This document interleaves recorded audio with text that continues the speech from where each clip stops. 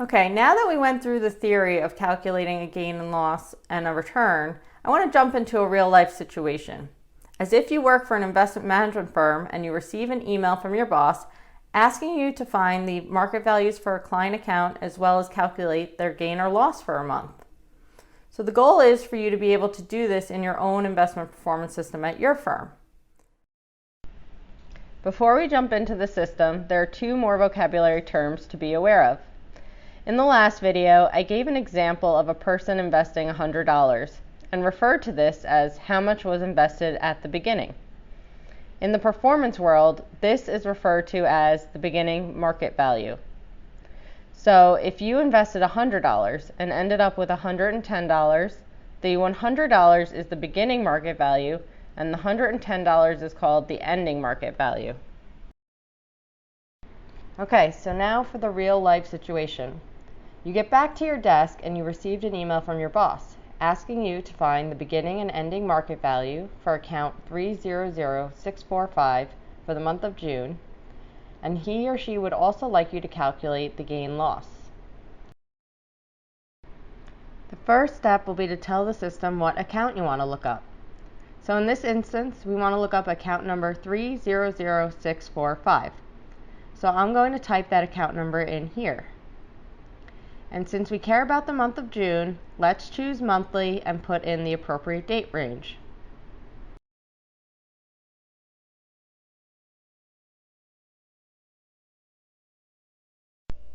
The system then pulls up the information for the account. So let's look at this and understand how to read it. The first thing I want to point out is the date of May 31st. This is for the month of June. So why are we looking at a value for May? Well, in the performance world, we use the ending value of the previous day or month as the beginning value for the next day or month. Let me show it to you in a timeline. If we measure a return over this time period for May and measure a return over this time period for June, there is one value that ends May and starts June. In other words, the ending value for May is the same thing as the beginning value for June. Some systems will label this value with the date of June 1st, and some systems will label it as May 31st, as the one we saw did, while others will label it as the last business day of May. For example, if the 30th is Saturday and the 31st is Sunday, the last day the markets were open might have been May 29th, and so it might show that date. Remember, these examples assume no flows. Flows could change this concept a bit, but we will get into that in future videos. Okay, so back to the system and answering your boss's question. We said that May 31st will be the date of the beginning value. So what is the beginning market value for the month of June here? That's right. 449,722,061 euros. And what is the ending market value for June? That's right. 476,339,157 euros. And if you want brownie points, assuming there are no flows, that would be the starting value for July. And what I'm going to do is leave this information at the top of the screen so we can reference it going forward. And with this information, let's start drafting a response to our boss. Dear boss, here is the information you are looking for. Beginning market value equals 449,722,061 euros. Ending market value equals 476,339,157 euros. Okay, so let's look what else the boss asked for. Oh yeah, whether they had a gain or a loss. So assuming no flows, do you remember how to calculate a gain-loss?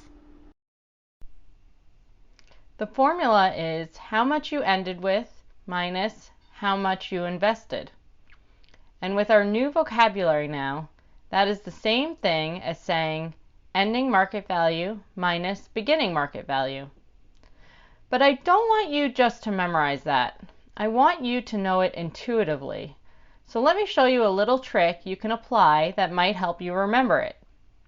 Let's say you have a bank account balance at the beginning of the month that is $1,000, and you end the month with $1,020. Assuming you did not put any money in or take money out, in other words, there were no flows, what is your gain or loss? That's right, it's $20. And how did you get that? Well, you didn't think of a fancy formula that you memorized. You logically thought through it and took the ending value of 1,020 and subtracted the beginning value of 1,000. So we will do the same thing here for our question from the boss. Here we have the ending market value and the beginning market value, and we want to calculate the gain-loss over the month. So we take the formula, ending market value minus beginning market value, which we know intuitively, and calculate 26,617,096 euro. So is that a gain or a loss? That's right, it's a gain because it's positive. Let's put that in our email to the boss. The client had a gain of 26,617,096 euros. Okay, now we are all set. In this case, the boss didn't ask for what the return is. But what if he or she did ask for that? Well, your performance system will typically calculate that for you, so you would just look it up. But do you remember how to manually calculate it?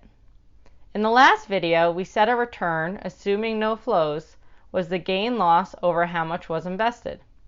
And with our new vocabulary now, that is the same thing as gain-loss over the beginning market value. That makes sense if you think about it. If someone invested the beginning market value, then their return on that investment was how much they made or lost, which is the gain-loss, over their investment, the beginning market value, which in this case is 26,617,096 euros over 449,722,061 euros, or a 5.92% return. Lastly, I want to quickly reiterate something I said in the first video again. Some people refer to gain-loss as profit and loss, or P&L. So don't get confused if you hear someone say P&L. It's just another way of saying gain-loss.